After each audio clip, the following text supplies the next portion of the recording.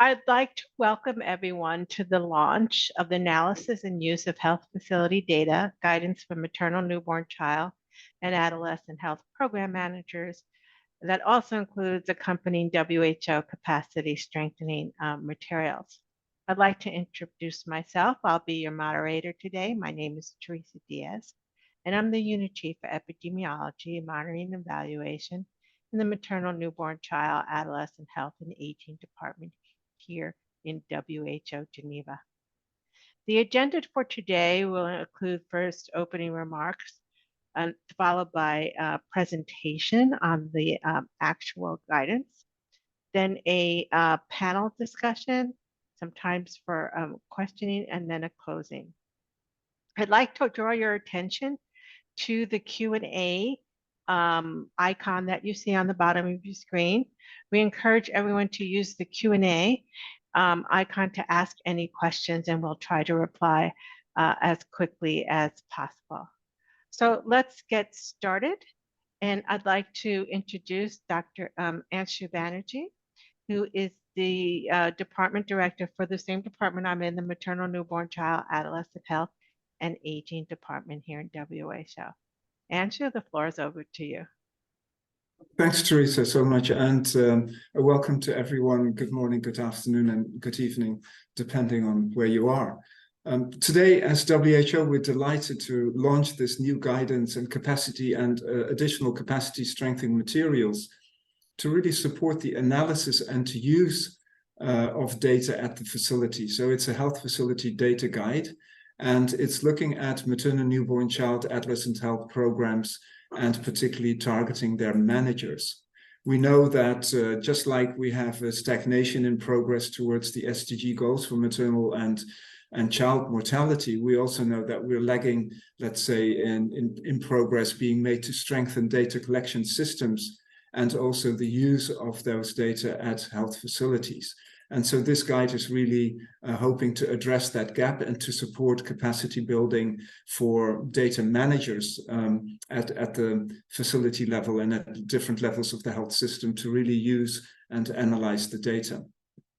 And it's looking at, how to make sure that we can improve the health outcomes by making sure that health providers and managers can take informed decision-making on patient care and also improving the quality of care. We've done a lot of work around identifying essential indicators for improving quality of care, and a number of countries have also already introduced those into their routine health information systems. And really, this issue of building and strengthening routine health information systems is key. So the new guidance that we're launching today describes a catalogue of indicators for maternal, newborn, child, and adolescent health that can be monitored through health management information systems. It provides guidance on potential and on different ways of analysis, and also provides visualization of the indicators to support or to facilitate the analysis, including considerations for interpreting and using the data for decision making. And to accompany the guidance, we've also developed presentations and exercise materials, including a facilitator guide that can be used during workshops to strengthen the capacity for analysis, interpretation, and use of data by maternal, newborn, child health, adolescent health managers. So as already mentioned, we will have a presentation that will provide an overview of the guidance document and the capacity strengthening materials by Liz Katwan, who is in our epidemiology monitoring and evaluation unit. And that will be then followed by a panel discussion facilitated by Teresa Diaz, who is the unit head for epidemiology monitoring and evaluation in our department for maternal, newborn, child, adolescent health and aging. And the panel members we have, are Maria Muniz, who is a senior advisor for statistics and monitoring with UNICEF, Benson Droti, who is the team lead for health information systems in our regional office in the WHO Regional Office for Africa. We have Khalid Siddiq, who is our regional advisor for child and adolescent health from our regional office for the Eastern Mediterranean. And we have Barbara Rawlings, with the Senior Implementation Research Advisor from the Bureau for Global Health at USAID. So we'll now kick over with the presentation. And Liz, can I hand over to you to share the presentation and particularly to highlight the importance of strengthening the use of routine data in maternal newborn child adolescent health in order to drive decision making and capacity building around that. Over to you. Great. Thanks, Anshu, for the introduction, and Teresa. And thank you all for joining today. As Anshu mentioned, we're very excited to launch the guidance and the capacity strengthening materials. And as you can see, we'll have a panel discussion after that to understand, how we can support use of the guidance at all levels. So we just wanted to walk through both the guidance and the capacity strengthening materials, and also to provide a bit of background on the development process for this. So just as a backdrop, I know if anyone is joining this webinar and taking the time to do so, everyone here knows why health data are needed. They're critically important for effective monitoring of health situations and trends. They should be used for developing policies and evidence-based decision making. And country governments and partners really rely heavily on health data to improve delivery of health services. So one of the terms that's used broadly to describe all of these different pieces of data that are needed to create a culture of data use and to drive data use for decision making are sometimes referred to as the health information system. So you can see here that the health information system is compiled of all the different pieces of health information, from survey data to research data to routine facility data, vital events data, et cetera. And all of these information together are helping to provide information to guide delivery of health service programs. What this guidance is focusing on, and what we'll focus on now, is especially around routine facility-based data. So why are we putting a spotlight on the importance of these data? As you know, routine health facility data are representing services provided or utilized at clinics, hospitals, or other health service delivery points at the time that those services are provided. So those data might be entered at different places at the health facility or in the subnational office, but they are then summarized and reported to different authorities. So this whole system, this regular reporting of routine analysis and presentation of data, is what's sometimes known as this routine health information system. Different components of that are also called the health management information system. So we just wanted to provide those reminders of those terms as a backdrop. So the advantages, as you know, of routine health facility data are that they can be reported at regular, more frequent intervals. They can provide data in a timely manner and be used to monitor trends over time. You can have more geographic granularity. You can really customize that. There are, of course, limitations in terms of representation of facility-based interventions, quality concerns with the data, and just a lack of information around demand side health service utilization. But as we recall from the previous slide, all of those pieces together, not just using the routine health information system data, but all of those in the health information system are important together. And despite all of these potential limitations, it's really still important use of information at the most timely level that we have. And the quality of these data can only improve through increased analysis and use. So what is the guidance that has been developed and how can it be used?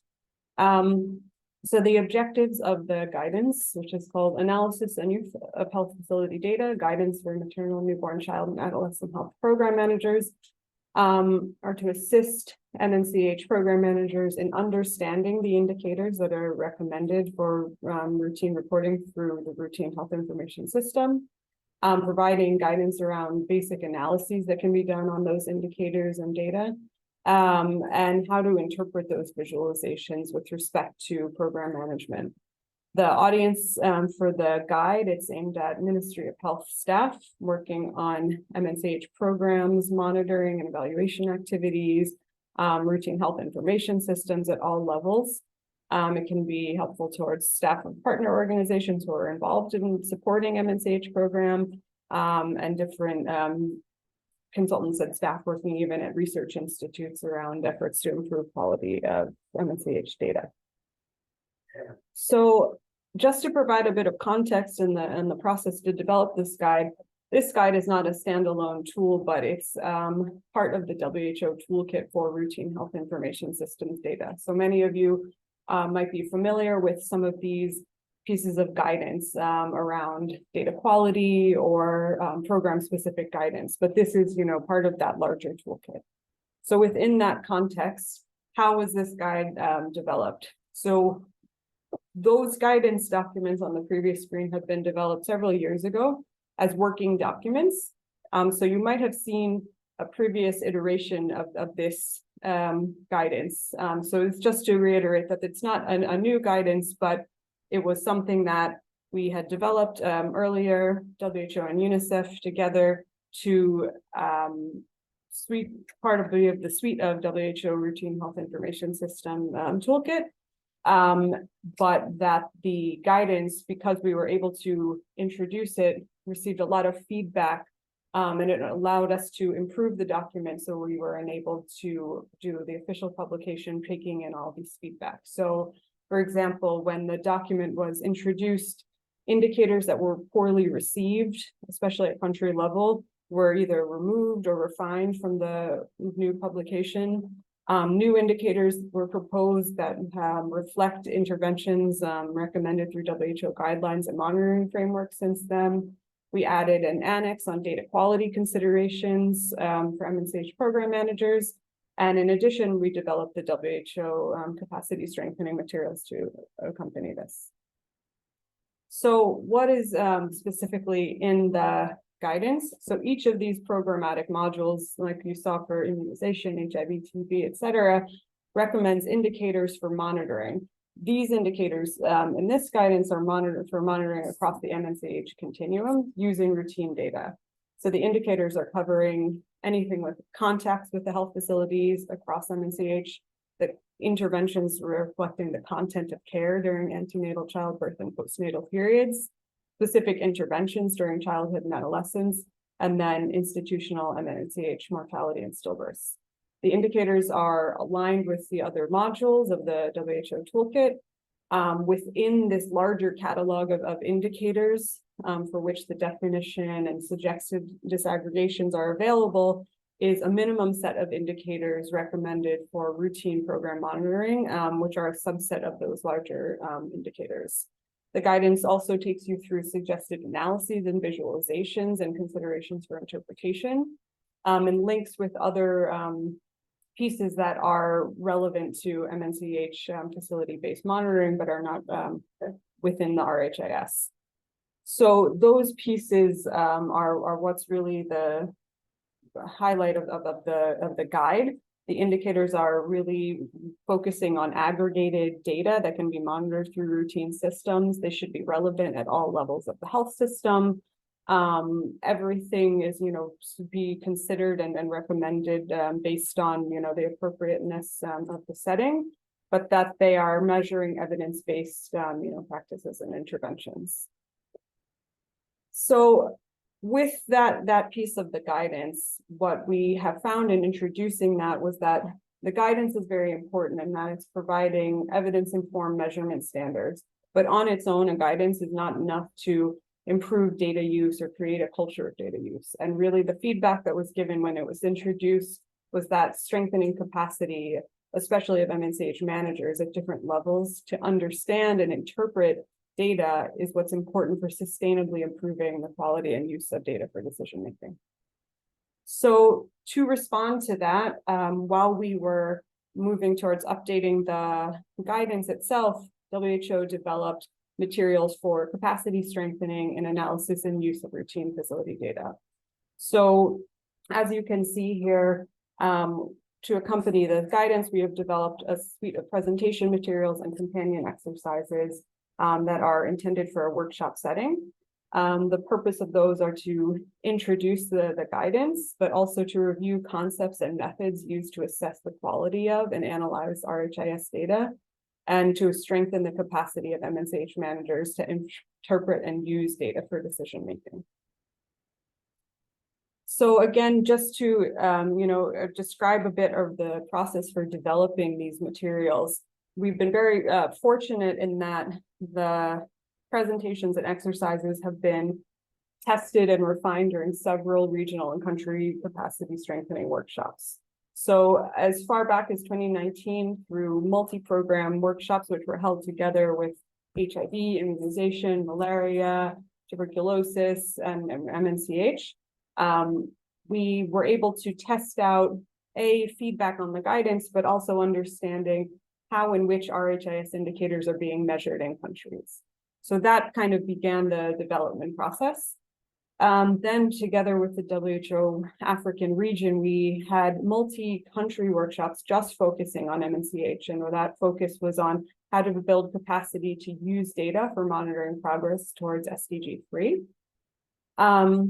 Then when COVID came, through the COVID-19 mitigating indirect impacts on MNCAH and aging services initiative of WHO, we were able to respond to the requests from the countries involved that there would be a need for an orientation session around analysis, interpretation, quality, and use of data. So we used that initiative to further test and further develop capacity strengthening materials. And then in a nice continued partnership with the WHO African region, we've held multi-country workshops focused on the use of data and how to strengthen the analysis and data collection. So even just through this year. So all of those different pieces help to develop these materials. And then with support from USAID partners, Data for Impact, GenNet Health, the CHISU program, we work to consolidate all of those different pieces and further develop those capacity strengthening materials so they could be available with the guidance. So just to give you a quick overview of what's in the guidance, is that the suggested flow is that each of the presentation materials is introducing and reviewing different concepts related to collection, reporting, analysis, quality, and interpretation of use of data. And then they're intended to be followed by exercises that help to reinforce comprehension. So each of the companion exercises in the book are then matched with those presentations. The idea is really that it should be flexible in that depending on who you are targeting the capacity strengthening to, some modules may be more relevant or less relevant.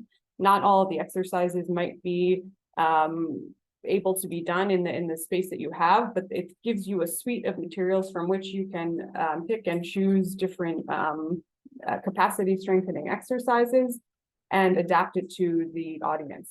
The idea is that it should be really hands-on and to ensure that everything is used in practice. So to help with that, we've also developed a facilitator guide that gives some notes and tips for facilitators on how to go through the workshop exercises, a sample agenda if you wanted to further adapt that, and even pre and post workshop assessment forms, so you can have the participants tell you what worked, what didn't work, what do they want more support in. So I won't go into too much detail on each of these, but these will be available through you. But just to give you an example, so for one of the sessions, the first one is introducing the health information system. So to introduce types and sources of health data, specifically with a spotlight on routine data. And then the companion exercises can be completed individually in small groups. So for each presentation session, there's matching exercises, and all of the materials are kind of laid out in this sense. So as I mentioned, the first session is around introducing these types and sources of health data. The second session is really to introduce the indicators from the guidance, and more importantly, to allow countries to map those indicators against what's collected already in their routine health information systems to understand how you would think about adding different indicators to your routine health information system based on what you have and what's feasible with your reporting forms and tools. The third area is around data quality considerations for MNCAH managers, and then there are matching exercises for that. Data triangulation is another piece that's covered. This is around how do you bring all of those sources of data together, like we saw in the previous slide around health information systems, to really better understand the MNCAH situation. Principles and approaches for analysis and visualization and interpretation of routine data are covered in one, followed by a series of practical exercises, including a case study that really takes you through different principles, and each of these exercises building on each other. With data communication products, this is another presentation. It guides more of a helpful background rather than having a specific exercise, but different products introduced in this piece can be used to specify or further adapt each of the exercises. And then the final exercise in this session is around how do you use data for decision making. So understanding the importance of that and what are the steps. And this exercise is really intended for whoever are the participants in the workshop to use their own data from their own country or their own facility or their own region, and to go through the steps of the exercise and then practice that back. So again, it's really supposed to be very interactive and flexible to adapt to these things, but we wanted to really respond to this request and need that capacity strengthening is so important to ensure, sustainable and improved data use at country levels. So we do hope that those materials are helpful. I think we'll put the links to the publications in the chat. So I'll stop there so we can have insights from our esteemed panel members on the call. So over to you, thanks, Teresa. Thank you very much for that presentation. And I'd like to ask the panelists to turn on their cameras. And we're going to move forward with our next session. Again, I want to remind people that if you have any questions, please put them in the Q&A and we'll answer them as soon as we can. So the panelists have already been introduced by Angie. And so I just want to move forward and ask some questions. I just want you to note that Dr. Benson-Drati is unable to join us. WHO have made some changes to the IT system that locked out a few people. And unfortunately, he's not able to get into the session. So Maria, I want to ask you, how will the guidance continue to contribute to UNICEF's work in routine health information systems? Thank you, Teresa, and it's great to be on the panel today. So at UNICEF, we've been working closely with WHO and many of you joining here today to strengthen routine health information systems through foundational system strengthening investments that support the capture, analysis, and use of routine information with a strong focus on equity and program and decision maker-led evidence-based planning. And so we see this guidance as a key resource for maternal, newborn, child, and adolescent health program monitoring along the continuum of care. Again, as has been emphasized, administrative data systems are a critical source of routine monitoring of the well-being of situation of women and children at the primary care levels in a timely manner. We see this as a key starting point for many key stakeholders involved in the design of routine information systems, including HMIS focal points, planning and monitoring and evaluation, and particularly because it considers the needs of program managers, a prioritized set of core indicators, and as Liz has been emphasizing, covering a number of key aspects that will support its operationalization and use. Dimensions such as the analysis and visualization, data quality aspects, and data use for decision making. Over the years, UNICEF has made a number of investments to strengthen routine health information systems visualizations, analytics, and data use. And this includes things like supporting the interoperability of systems, subnational planning curricula, decision support tools, among others. And we found that without a solid core set of indicators and metadata, it's difficult to achieve the full potential of these investments. We're very committed and looking forward to working with many of the partners here on the panel today and those of you joining online and government counterparts to support its adoption uptake in countries. And we are looking forward to rolling out, supporting the dissemination of the guidance, which requires collective action and alignment, including on the people and the capacity strengthening side of things. So we look forward to working together, and thank you very much. Thank you so much, Maria. Now I'm going to go over to Khaled. How can we work with this guidance and WHO capacity strengthening materials to strengthen capacities of MNCAH program managers in your region to interpret and use MNCAH routine health information for decision making? Thank you, Teresa. And also let me thank Liza and Anshu and colleagues in the MCA department and other partners for launching this guidance. And I think it is timely in terms of importance for us because recently with our journey towards SDGs, lots of emphasis is being put on SDGs targets, indicators, and then how does that mean and at the level of health facilities, communities, and so on. And also we think that it is an opportune also tool for us to familiarize our program managers at country level, at subnational level, with the routine health information system in general.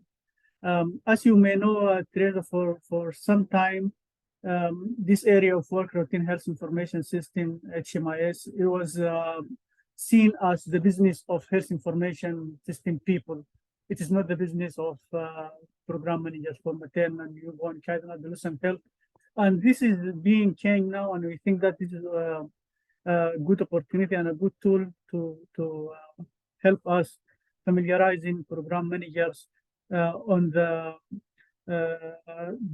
RHIS tool, HMIS tool, helping them to have a comprehensive understanding of the routine health information system, starting from data collection up to interpretation and use for decision making.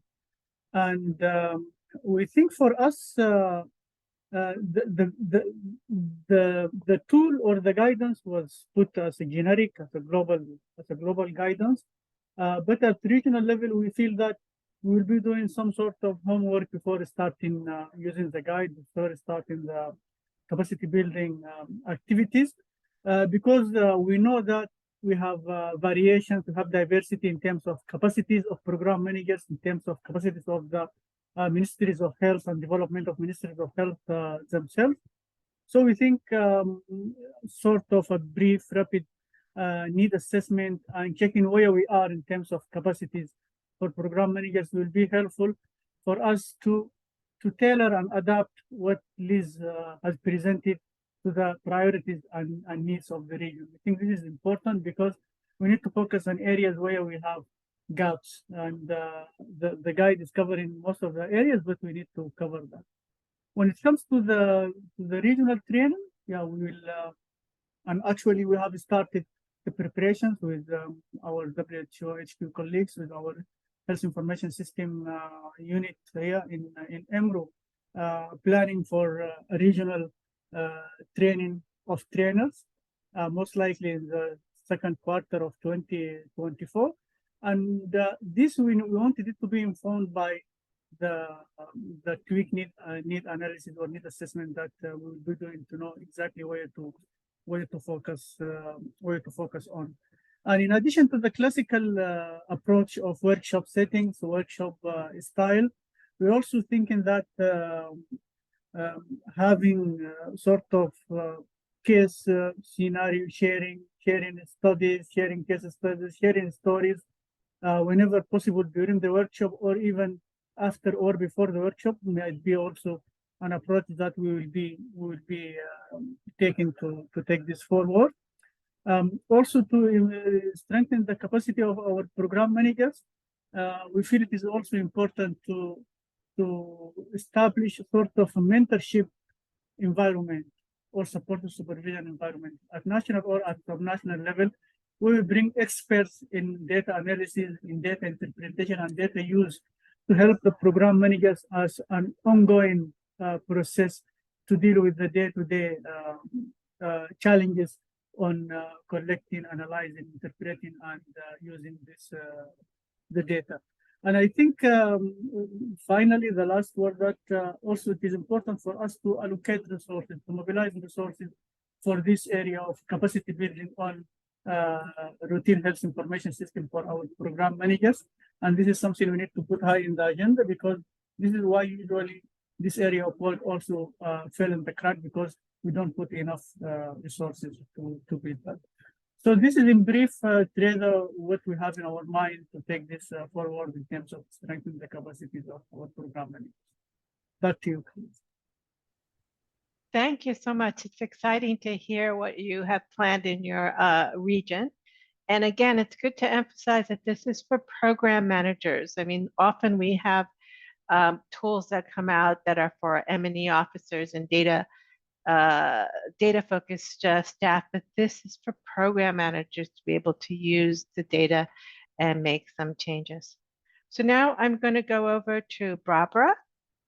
And Barbara, how does or will USAID promote use of guidance and WHO capacity strengthening materials through its partners? And what would you recommend to other donors in regard to support this guidance and use? Over to you. Thanks, Teresa. And hello, everyone. I'd first like to thank my WHO and UNICEF colleagues for the opportunity to join this launch and this panel. This is such an important and useful set of resources for countries, and USAID would very much like to help support country-led efforts to use this guidance and the associated capacity building materials. I think we would all agree that having a high quality set of standardized MNCAH routine indicators that are captured through national HMIS and used to inform decision-making by country health program managers at multiple levels of the health system is critically important. In the past, there's been a lack of global consensus around what a core set of priority MNCAH metrics should be, along with the best ways to analyze them, visualize them, and assess the quality of the data. And I think this revised and improved guidance from WHO and UNICEF really takes into account country experiences and feedback on using the earlier WHO RMNCAH guide, and provides an important tested and actionable and feasible set of metrics. I think several USAID supported projects working with local partners were able to support countries in testing out collection and analysis of some of the indicators in the earlier HMIS guidance document, and to help with revising that document to create the current guidance and contribute to the capacity building materials that WHO has developed. And I think these USAID supported projects are also ready at the request of local partners to support countries with rolling out the new MNCAH guidance document and the WHO capacity building materials in USAID supported countries. So we really look forward to having a dialogue with our country partners after this launch to better understand their ideas and needs with respect to the new guidance and how we can work together with them to advance their objectives. Some of the specific ways that USAID supported projects could support countries, if requested by our local partners, include helping with conducting high-level orientations of national HMIS and MCH program managers on the content and purpose of the guidance and the capacity building materials, Our projects could also support national level workshops to review the MNCAH related data elements that are currently included in national HMIS against the core indicators that are recommended in the new guidance. We could also support capacity building workshops for MNCAH program managers at different levels of the health system using the new WHO materials to strengthen capacity for analysis, interpretation, and use of data. If countries are interested in pilot testing some of the recommended indicators that aren't currently included in their HMIS, then we could potentially support them to develop plans to do that kind of pilot testing. I think also there could be opportunities to support the installation, configuration, and adaptation of DHIS2 metadata packages and dashboards associated with the recommended indicators. So, and of course, we're also ensuring that the new WHO resources are disseminated internally across USAID to all our country missions around the world. Where in countries where USAID doesn't have MNCAH investments or our health investments are not national in scope, we really hope that other donors are able to support countries with the rollout of these materials, and that our collective efforts across multiple donors can really advance the use of these materials across countries, leading to improved use of data for developing policies and guiding programs. And finally, I think USAID and other donors could also look into working with the Health Data Collaborative to hold meetings, webinars, engage with the RHIS working group to help disseminate these materials globally, and also work through SCORE as a tool and part of the HDC's country engagement efforts. So those are just a few thoughts that I wanted to share with you. Thanks. Thank you so much. And we are so happy to have USAID contributing and being a donor to this and working with the USAID partners in order to move this guidance forward. We have a little time, and before I get to the questions, I was just, at WHO, we emphasize, we write guidance, trails, we run workshops, but what else could we do to strengthen MNCAH managers' capacity to use routine health information system data for decision-making using some material? And I throw it out to the three of you. If any of the three of you would like to try to respond to that question, apart from guidance or workshops. Can I jump in, Terry? Sure.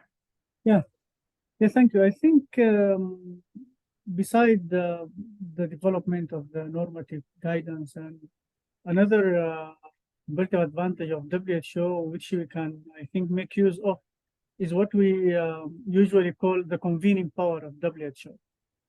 And yeah, I think this area of work, it needs lots of advocacy, and it needs lots of bringing people together and learning. So if WHO would help in informing networks, global networks and regional networks of people who are interested in the area of using, interpreting data.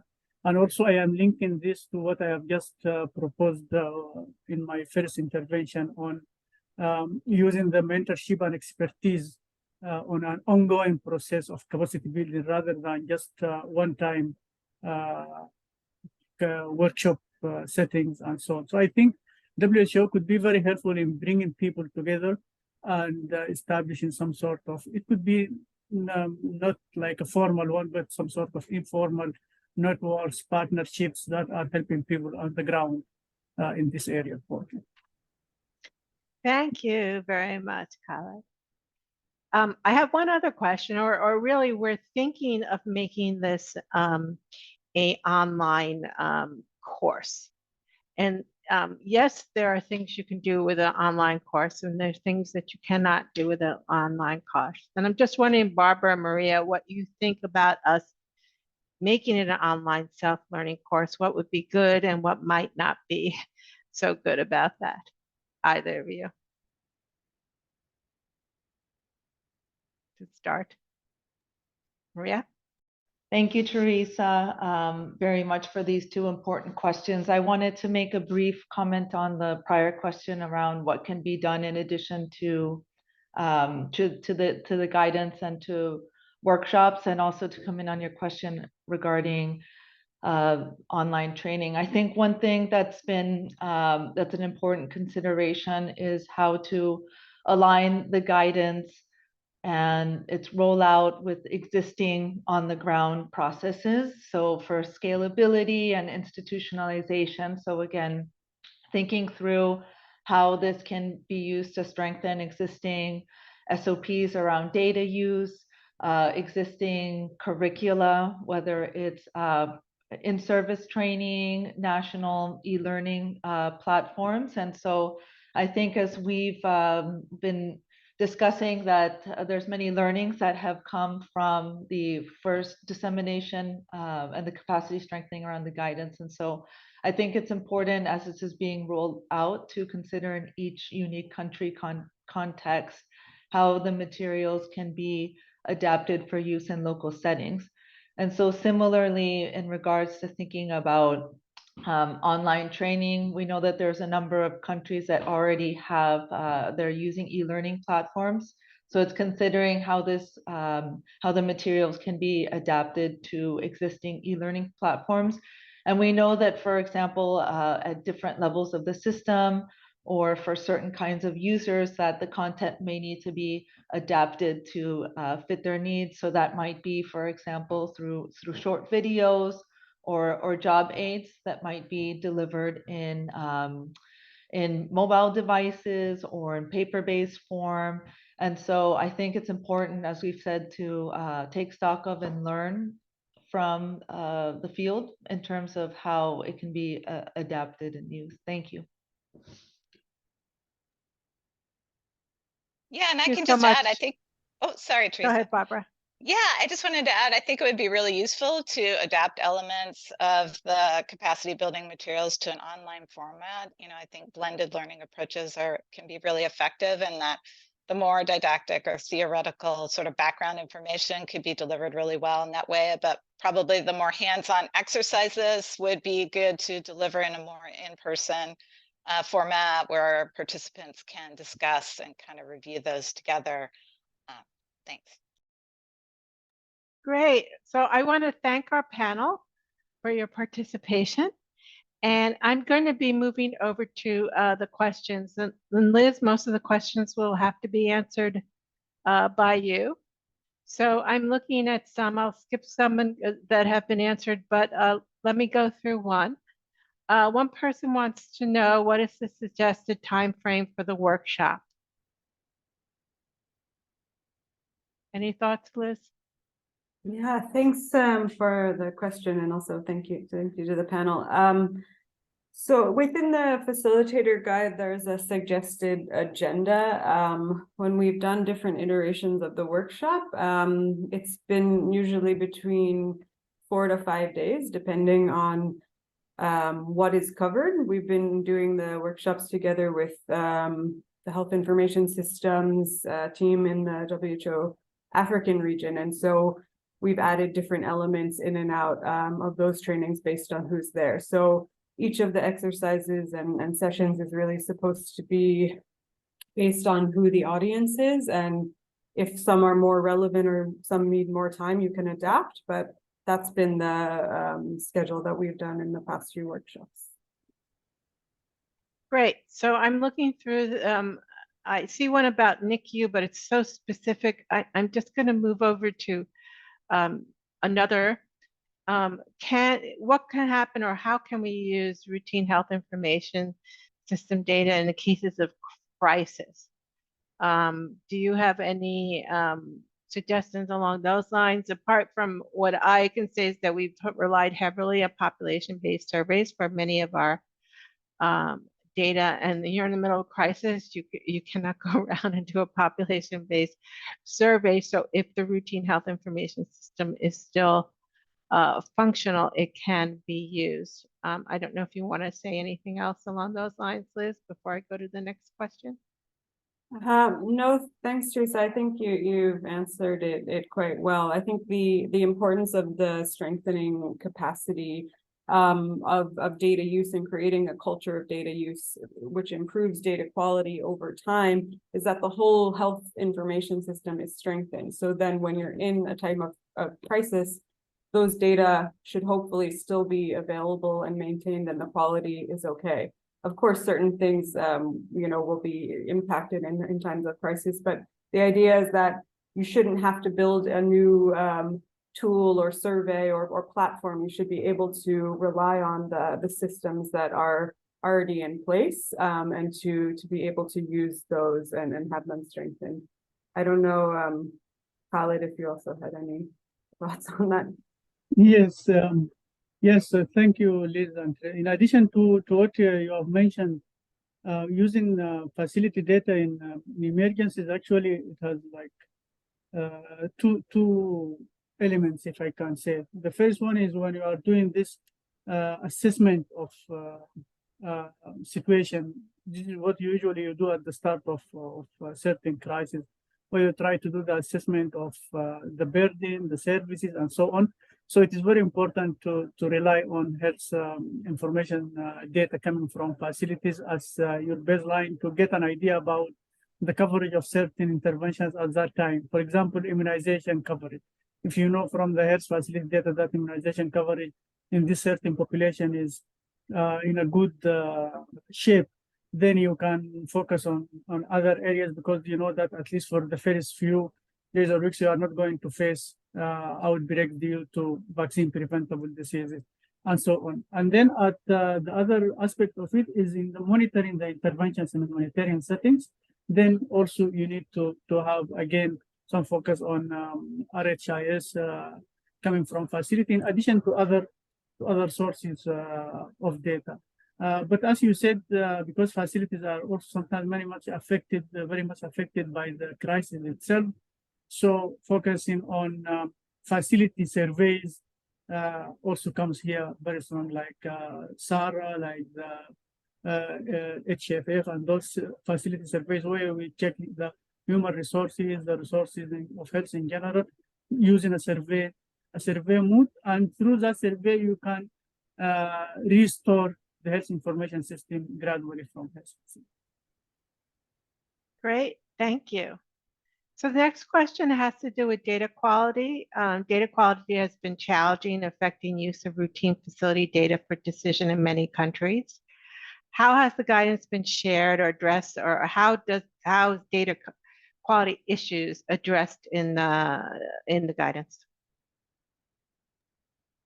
Thanks for raising that question. It's very important, and it's unfortunate that our colleague Benson Jyoti is not able to be here, because he has been working with us a lot from the health information side around the data quality piece. But I think what we had gotten thinking on in developing the guidance and use is the piece for the program manager, and not necessarily the actual data quality review or the data quality analyses that are done maybe by the HMIS officers or other M&E officers.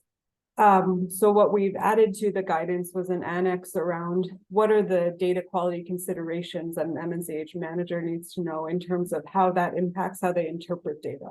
So that would mean not necessarily being the one to do the data quality changes, but knowing which questions to ask, knowing the caveats around what's in the data. So knowing that the routine health information system data is saying this, and it's not saying more than that, or it's not saying less than that, and really focusing on how the quality of the data impacts your ability to use it and interpret it for decision making, and then what questions to ask to work towards improving the data. And I think that beyond that, the more the data are used, the more people are working with it, those are the ways that the data quality will naturally improve, because you're asking the questions, you're seeing things that might not be right. And then that's how you get into the system of improving the quality of the data. So that's something that was the perspective that we took for this guidance for program managers. Great. I think I'll go through two more questions. There was one saying, how will this interplay with our SMART guidelines and digital adaptation kits? Maybe you can talk a little bit about how we work with our digital health department and the other DHIS tools that I know exist. Liz? Yeah, sure. Thanks for the question. So for the digital adaptation kits, what we have done in the past with the digital health team is that the elements that are behind the data collection pieces, at least when they were developing the digital adaptation kit for antenatal care, were based on the indicators in this guidance. So what their adaptation kits are doing are enabling you then to have a machine readable version of those, but so that they're consistent with what's in the WHO guidance. So they are, intended to speak to each other. I think in terms of DHIS2 specifically, that is one, software platform that many countries are using. And the idea here, though, of the guidance is really to understand what is in, if a country is using DHIS2 or another software, what is in their existing system, and to go through then the thoughts of what is in my reporting tools, but not being, calculated as an indicator within the DHIS2. What are the different types and time points for and governance processes for incorporating new indicators into a system? The HMIS or whatever software is used for the HMIS, and really kind of thinking through those pieces, knowing that not all the indicators will be relevant or feasible that are recommended, and the guidance should be adapted and considered for that type of appropriateness and feasibility. But I think by giving the numerator and denominator in some of these pieces, it's wanting you to match what's already in the system and see how those are aligned. And also through the indicator mapping exercise and template that's provided in the materials to be able to go through that process and also think through those steps of how to add indicators into your HMIS. Thanks. We're running short on time. So just really quickly, there's a suggestion that we systematically document case studies at the country level that demonstrate the data use and quality connection and the impact of MNCAH outcomes. A good suggestion. We don't have any plans to do that at this time. There's a question of a list of countries that are already interested in reviewing their HMIS and configure this guidance. We don't have a list. We work through our regional offices. And I'm sure after this release, we will wind up having such a list. And the last question is translation. Liz, are there any plans to translate this into other languages? Yeah, thanks for all those questions. I think now that we're short on time, the translation question, yes, we are hoping to translate it into several languages based on need and request. So it's something that will take some time, but is certainly that's something on the radar. Great. So I want to thank everybody for participating in this webinar and let you know that on the link in the chat, we put the link to the actual materials themselves. And then you see a link here on the slide that was just shown. And we really appreciate all your interest. And we hope that you will take this up, use it, and please do ask us any questions or any suggestions in the future. So I'm going to close it here and just say thank you. And I guess we could still work on answering some of those Q's and A's that are there and typing the answers. And we will be, Olive and Tala, we will be sharing the presentation and the recording as well. Is that correct? Yes, that's correct. Great. So you'll get to look at this over and over again. All right. Thank you very much. Thank you to the panelists. Thank you, Liz, and thank you, Andrew, for opening this. And we wish you all a happy day. Bye. Yeah. Thank you. Thanks. Bye.